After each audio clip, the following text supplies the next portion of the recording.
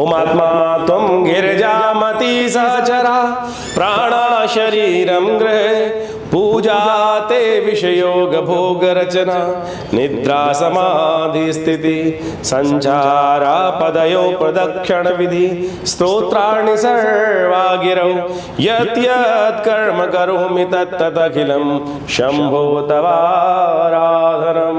नमस्कार, स्वागत है आपका आचार्य वाणी में। मैं आचार्य डॉक्टर विक्रमादित्य आपके साथ हूँ। आज का विषय हमारा है कुंभ राशि वालों के लिए ग्रह नक्षत्रों के दृष्टिकोण से 27 तारीख की बात के 27 जुलाई की, तो उस दिन सप्तमी तिथि है, शनिवार है और चंद्रमा मेष राशि में प्रवेश करने के लिए दिखाई दे रहे हैं। रात दोपहर को 1 बज के करीब 3 मिनट के आसपास चंद्रमा मेष राशि में प्रवेश करेंगे। नए पुरुषार्थ का योग दिखाई देता है। कोशिश करिएगा सुबह सुबह अपने ग्रह नक्षत्रों के दृष्टिकोण से बड़े माता पिता का आशीर्वाद लेकर भगवान शंकर को खीर का भोग लगाएं, उनका पूजन करें और देखिए आगे बढ़ने का प्रयास करेंगे तो अच्छा रहेगा। एक बात का ध्यान रखिएगा, भद्रा का योग है इस दिन। जो भद्रा है वो विशेष तौर पर 10:23 तक रहेगी और तब तक नए कार्यों में हाथ ना डालें, उसके बाद आगे करने का प्रयास कर सकते हैं। एक बात का और ध्यान रखिए, 26, 27, 28 इस दिन रेवती और अश्विनी नक्षत्रों का योग बन रहा है, तो गंडमूल का नक्षत्र का योग बन रहा है। तो ऐसे में जो जातक घर में जन्म ले रहे हैं उनकी मूल शांति परम आवश्यक है करानी। ये बहुत प्रत्यक्ष योग है कि जिन जातकों का जन्म गणमूल नक्षत्रों के अंतर्गत हो और उनकी मूल शांति यदि ना कराई जाए तो व्यक्ति पूरे जीवन कष्ट में रहते हैं, परिवार में भी कष्ट में रहते हैं, घर वालों के साथ में भी कुछ कष्ट का योग चलता रहता है। तो ऐसे में माता पिता को अवश्य ध्यान रखना चाहिए कि जो जातक जन्म ले रहा है उसकी मूल शांति अवश्य करा दें।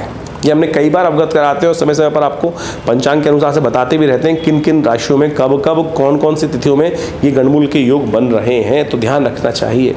और यदि आपने बाल्यकाल में नहीं कराई है तो इस बात का बाद में भी करा सकते हैं। 27 दिन का एक छोटा सा जप होता है, मूल शांति मंत्र का जप करवा के अवश्य जीवन के इस कष्ट को दूर कर लेना चाहिए। ये ज्योतिष का एक बहुत विशेष योग है, इसको बहुत छोटे से उपाय से ठीक किया जा सकता है। नहीं तो फिर अन्न का है चाहे कष्ट जीवन में कभी कभी बेकार रूप में परेशान करने के योग बना सकते हैं। तो आप अवश्य इस स्थिति का ध्यान रखते हुए कार्य करेंगे तो अच्छा रहेगा। 28 जुलाई की यदि हम बात करें तो उस दिन अष्टमी तिथि है, रविवार का अवसर है, कालाष्टमी का योग है। देखिए ग्रह नक्षत्रों के दृष्टिकोण से आपकी राशि के अनुसार से जो योग बन रहा है वो आपके लिए भाग्य को जगाने की स्थिति उत्पन्न कर रहा है। पुरुषार्थ सही दिशा में दिखाई देता है। यदि इन 2-3 दिनों में आपने पुरुषार्थ सही कार्य में कर लिया, मन भागा नहीं। और एक बात और ध्यान रखिएगा, ऐसे में ग्रह योग दिखा रहे हैं कि फालतू के लोग आपकी ज़िंदगी में आ सकते हैं और जो अपने काम को कराने के लिए आपके समय को बर्बाद करते दिखाई देंगे। ध्यान रखिएगा, ये समय है अपने टारगेट को अचीव करने के लिए। सहयोग आपको लोगों को प्राप्त होने का योग दिखाई देता है, लेकिन यदि आप कोशिश करें थोड़ा स्वार्थी बनकर लोगों को अपने लिए यूटिलाइज करने का प्रयास करें, ये सबसे बड़ा उपाय बता रहे हैं हमको आपको। और नहीं तो लोग आपको यूटिलाइज करेंगे और आपका समय बर्बाद करेंगे और फिर आगे चंद्रमा और बृहस्पति का जो संबंध होने जा रहा है उस दौरान जो लाभ होना था वो उतना लाभ नहीं हो पाएगा। तो ध्यान रखें, अपने समय का सदुपयोग आपको करने का प्रयास करना चाहिए, ये आपके लिए बहुत उपयुक्त रहेगा। कालाष्टमी है इस दिन। कालाष्टमी का मतलब देखिए, कृष्ण पक्ष के दिन समय जब अष्टमी आती है तो उसको कालाष्टमी बोला जाता है। शुक्ल पक्ष के दिन जो अष्टमी आती है उसको दुर्गा अष्टमी बोला जाता है। कालाष्टमी कृष्ण पक्ष की अष्टमी, जिस दिन भगवान शिव का शिवलिंग के रूप में पूजन आरंभ हुआ। जो कहा जाता है भगवान ब्रह्मा और भगवान विष्णु की जब आपस में द्वंद्व था तो उस समय सबसे पहले उस शिवलिंग ज्योतिर्लिंग के रूप में शिवलिंग उपस्थित हुए थे। उसी दिन जो था वो अष्टमी का योग ही था, तो इसलिए उस दिन से भगवान शंकर के रूप में उनकी पूजा शिवलिंग की एकेश्वरवाद के रूप में उपस्थित हुई। तो इस दिन विशेष तौर पर सावन के महीने का सुंदर कालाष्टमी का योग चल रहा है। भगवान का अभिषेक कीजिए, दूध से, जल से, दही से, घी से और इच्छु रस से, सबसे अपनी मनोकामनाओं के अनुसार से कार्य करने का प्रयास कीजिए। सुंदर रहेगा, कष्टों को निवारण करने वाला योग रहेगा। ऐसे में सावन के महीने में सुंदर योग पड़ रहा है, ये अवश्य करने का प्रयास कीजिए। आश्रम पे आ सकते हैं, विवेकानंद योग आश्रम में भी नित्यप्रति रुद्राभिषेक चल ही रहा है और अपने स्थान को आरक्षित कर फ़ोन नंबर से संपर्क साध कर आप इस कार्यक्रम में सम्मिलित हो सकते हैं जो पूरे 30 दिन तक चलने वाला है। 29 जुलाई का अवसर बहुत शुभ है। इस दिन सावन का दूसरा सोमवार है जो सुंदर तरीके से पड़ रहा है। नवमी के दिन सुंदर ये कार्य पड़ रहा है और चंद्रमा परम उच्च स्थिति में जाने वाले हैं, गजकेसरी योग का निर्माण करने वाले हैं। यह आपके लिए विशेष तौर पर लाभ का योग है। चतुर्थ भाव में मंगल, चतुर्थ भाव में बृहस्पति, चतुर्थ भाव में चंद्रमा, गजकेसरी योग का निर्माण। और ये स्थिति है, यदि आप पूरी तरह से भगवान शंकर का एक उपाय भी कर लें, भगवान शंकर का आपकी राशि के अनुसार हमें दिखाई देता है कि दूध से अभिषेक करना सब प्रकार से मनोरथों को सिद्ध करने वाला रहेगा, तो अवश्य इसका सहयोग करने का प्रयास करें।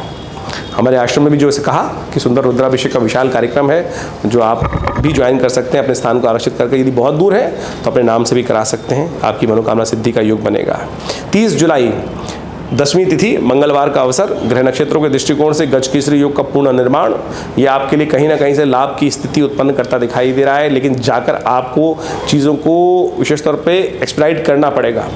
इस वक्त आप संकोच भाव में हैं थोड़ा, ग्रह बिल्कुल अनुकूल है लेकिन संकोच में रहोगे ना तो बस कुछ नहीं करोगे। तो इसलिए अपने आप को खुलकर अभिव्यक्त करने का प्रयास करें, जिससे लाभ लेना है जाके कहिए। देखिए, इस देश में, इस संसार में कोई अंतर्यामी नहीं है, अंतर्यामी तो परमात्मा है। जिनसे भी आपका काम अटका हुआ है, इस वक्त ग्रह योग आपके ऐसे बने हुए हैं कि यदि आप स्वयं जाकर बैठकर अपनी बात बताओगे तो हो सकता है, चांसेस हैं कि 99% लोग आपका सहयोग कर दें। तो आप इस समय को यूटिलाइज करते हुए कार्य करने का प्रयास कीजिए। हनुमान जी का ध्यान करें, वो आपके अंदर शक्ति जगाएंगे। तो इसलिए हनुमान जी चालीसा का पाठ करें सुबह सुबह, यह आपके लिए बहुत शुभ रहेगा। 31 जुलाई एकादशी का अवसर, बुधवार का योग, कामदा एकादशी का योग, ग्रह आपके लिए पूर्ण अनुकूल बने हुए हैं। लाभ की स्थिति प्रशस्त करते हुए बृहस्पति चंद्रमा का संबंध जो है वो चलता दिखाई दे रहा है। तो ऐसे में आप खुलकर कार्य करने का प्रयास करें, लेकिन एक बात ध्यान रखें, ज़्यादा उपदेश के चक्कर में मत फंसिएगा। इन दिनों ग्रह योग ऐसे चल रहे हैं कि अननेसेसरी के उपदेश आपके द्वारा ज़्यादा दिए जा रहे हैं। आप कह तो दुनिया को रहे हैं, लेकिन उन बातों को जिनसे आपको आगे बढ़ना है, खुद उन पे अमल नहीं कर रहे हैं। ऐसा योग भी दिखाई देता है।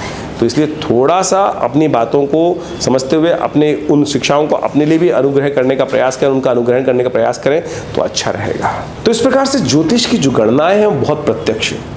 दिन प्रतिदिन आपके जीवन में, समय हर क्षण में आपके जीवन में क्या होने वाला है, इतनी सूक्ष्म ज्योतिष के अंतर्गत गणनाएं आती हैं कि क्योंकि हर समय जो है परिवर्तन की तरफ जा रहा है। उस परिवर्तन को समझने का, उस ग्रह योग को समझने का योग ही ज्योतिष विज्ञान का मुख्य उद्देश्य है। और उसके द्वारा आपके जीवन में समय किस प्रकार से चल रहा है, क्या चल रहा है, यदि वो सही अवगत हम पहले से हो जाएं तो बहुत सारे जीवन के कष्ट जो हैं उसको हम जीवन से दूर कर सकते हैं। ये तो ज्योतिष की काल गणना का एक सुंदर उदाहरण आपके समक्ष बताते रहते हैं हम। इसके साथ साथ आपकी मूल जन्म पत्री में ग्रह योग किस प्रकार के हैं, उनमें किस प्रकार के योगा योग पड़े हुए हैं। देखिए, ऐसा समझें कि अब गोचर में तो सब पूरे विश्व को हमने 12 भागों में बांटकर उनकी जन्मपत्री ग्रह ज्योतिष के अनुसार समझने का प्रयास किया, लेकिन व्यक्ति की अपनी जन्मपत्री में कौन से राजयोग हैं, कौन से दरिद्र योग हैं, कौन से कष्ट के योग हैं, कौन सी दशाएं चल रही हैं, कौन सी अंतर्दशाएं चल रही हैं, कौन सी योगिनी दशाएं चल रही हैं, इसके अलावा ग्रहों का बलाबल कितना है। गोचर में आप ये मान के चलें कि इसको इस प्रकार समझ सकते हैं कि सपोज कोई एक क्षेत्र के अंदर कोई बीमारी फैली हुई है। अब ऐसा नहीं है कि सभी व्यक्ति उसकी ग्रास में आ गए, सभी बीमार हो गए, लेकिन कुछ परसेंटेज लोग ज़्यादा बीमार होंगे, कुछ परसेंटेज थोड़े कम बीमार होंगे, कुछों को हल्की सी छुएगी और कुछ बिल्कुल निरोगी रहेंगे। किस पे डिपेंड करता है? आपका रहन सहन, खान पान, आपकी बॉडी इम्यून कितनी है, क्या है। यानी आपकी मूल जन्मपत्री में किस प्रकार के ग्रहयोग चल रहे हैं, कौन सी ग्रहों की किस प्रकार की स्थिति है, किसके भाग्य में राज्य करना लिखा है, किसके भाग्य में कष्ट भोगना लिखा है। ऐसे में ग्रह गोचर जो प्रैक्टिकल समय में चल रहे हैं, आज के समय में चल रहे हैं, उनका प्रभाव उसी के हिसाब से आपके जीवन में हमको समझने की आवश्यकता होती है। तो ये एक ज्योतिष की बहुत विशेष तौर पर समझने की आवश्यकता है। तो आप अपनी मूल जन्मपत्री को देखते हुए अपने ग्रह गोचर को प्रैक्टिकल जो आजकल जो करंट में चल रहा होता है उसको भी हम समझ सकते हैं। ज्योतिष एक बहुत बृहद विज्ञान है। ज्योतिष के 2 एस्पेक्ट्स हैं, एक गणित, एक फलित। ये तो गणनाओं के आधार पर हम जो भी एस्ट्रोनॉमिकल कैलकुलेशन परिवर्तन हो रहा है, ग्रह बदल रहे हैं, उस पूरे यूनिवर्स के अंदर कब कौन सा सूर्योदय कब हुआ, कैसे हुआ, कहाँ कौन सा ग्रह अस्त हुआ, कौन सा ग्रह वक्री हुआ, उसकी हम गणनाओं को एक गणित के माध्यम से चेक करते हैं। दूसरा है फलित। फलित यानी उन गणनाओं का, उन योगों का जो योगा योग बने, उनका प्रभाव व्यक्ति पर, समाज पर, क्षेत्र पर, प्रकृति पर किस प्रकार का होगा, और उसको हम यदि समझें तो वो बहुत प्रत्यक्ष विज्ञान है। और ये पूरा अध्यात्म के साथ जुड़ा हुआ है। ये ऐसा बिल्कुल नहीं है आप समझ लें कि यदि आपके भाग्य में कुछ कष्ट लिखा है तो वो भोग कर ही जाएगा, नहीं। ऐसा समझें कि संसार में वृष्टि हो रही है, बारिश हो रही है, तो सभी थोड़ी भीग रहे हैं, सभी थोड़ी भीग रहे हैं, सभी थोड़ी कष्ट में हो रहे हैं। किसी का भाग्य ऐसा है कि वो महल में बैठा हुआ है, उस वर्षा का आनंद ले रहा है।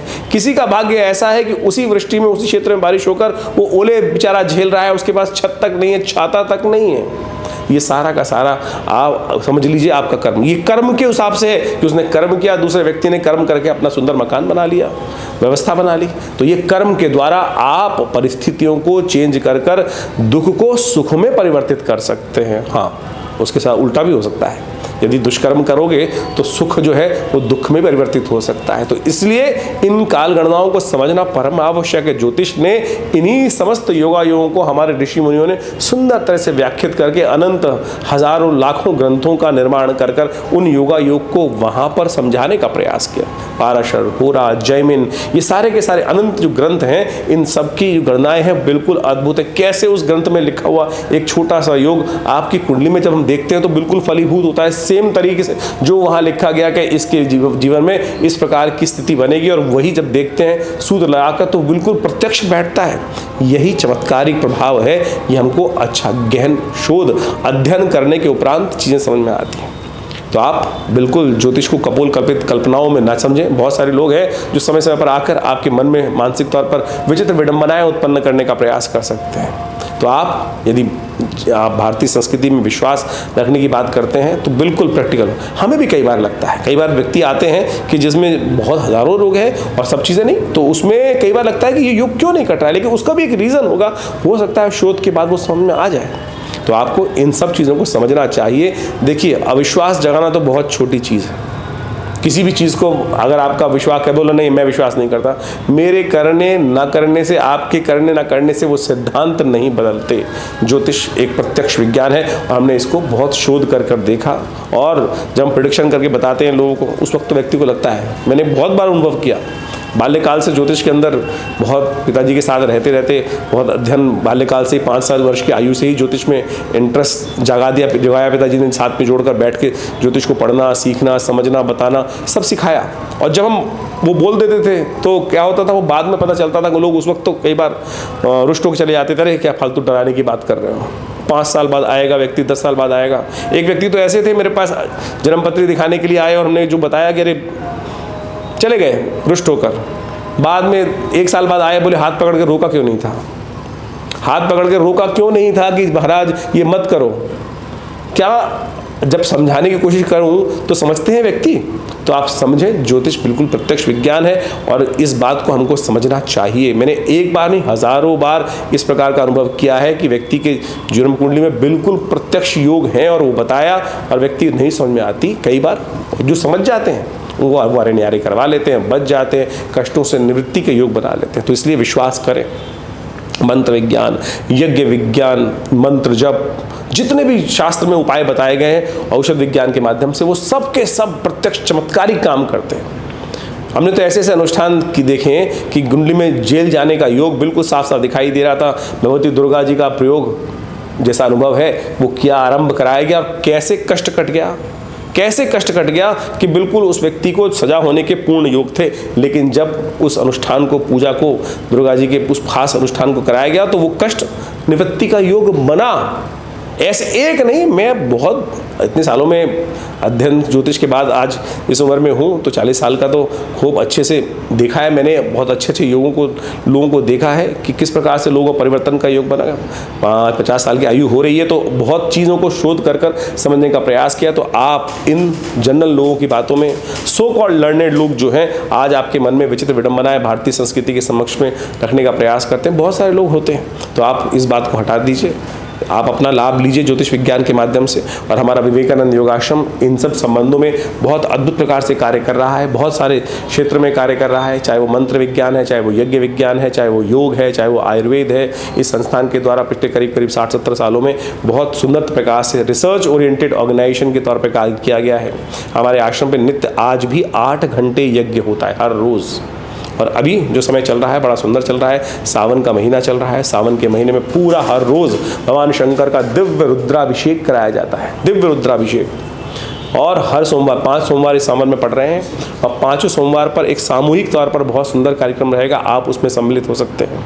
और भगवान शंकर का बड़ा विशाल श्री विग्रह जैसे सौराष्ट्र में है वो विद्यमान है, और उनका रुद्राष्टाध्यायी के द्वारा नित्य प्रति अभिषेक चलेगा, जो मनोकामनाओं की सिद्धि करने में अद्भुत है, कष्टों को दूर करने में अद्भुत चमत्कारिक रूप उपस्थित करता है। भगवान शंकर भोलेनाथ हैं। देखिए इस वक्त समस्त संसार की जो विशेष तौर पर कार्य है, भार है, कार्यभार वो भगवान शंभू के हाथ में, क्योंकि देवशयनी एकादशी हो चुकी है। भगवान शंभू समस्त कार्य को सुंदर तरीके से करते हैं, और भोलेनाथ तो बड़े सुंदर तरीके से इजीली प्रसन्न हो जाते हैं। सबके आराध्य हैं, जो परित्यक्त भी हैं वो भी भगवान भोलेनाथ की शरण में जाकर अपनी मनोकामना सिद्धि का योग बना सकते हैं। तो आप आनंद भाव से हमारे साथ जुड़कर, आश्रम से जुड़कर बहुत सारे लाभ ले सकते हैं। हर रविवार को बड़ा कार्यक्रम होता है सुबह 8 से 10 बजे तक, मंगलवार में सुंदरकांड का कार्यक्रम चलता है, और इस सावन में तो विशेष तौर पर 5 सोमवार का सुंदर योग जो बना है, इसमें विभिन्न कार्यक्रम आश्रम में रहेंगे। आप अपने नाम से अपनी मनोकामनाओं की सिद्धि के लिए, अपने कष्टों को दूर करने के लिए उन समस्त जो अनुष्ठान इत्यादि आश्रम पे हो रहे हैं उनका लाभ लेकर बहुत सुंदर तरीके से कार्य करने का प्रयास कीजिए। सुंदर रहेगा, आनंद रहेगा। बाकी किसी भी समस्या, पर्सनल समस्या के लिए आप हमारे फ़ोन नंबर्स पे संपर्क साध सकते हैं। हम आपके साथ हमेशा रहेंगे। विवेकानंद योगाश्रम आपके साथ कार्य कर रहा है। मैं आचार्य डॉक्टर विक्रमादित्य आपसे इजाज़त देता हूँ। धन्यवाद।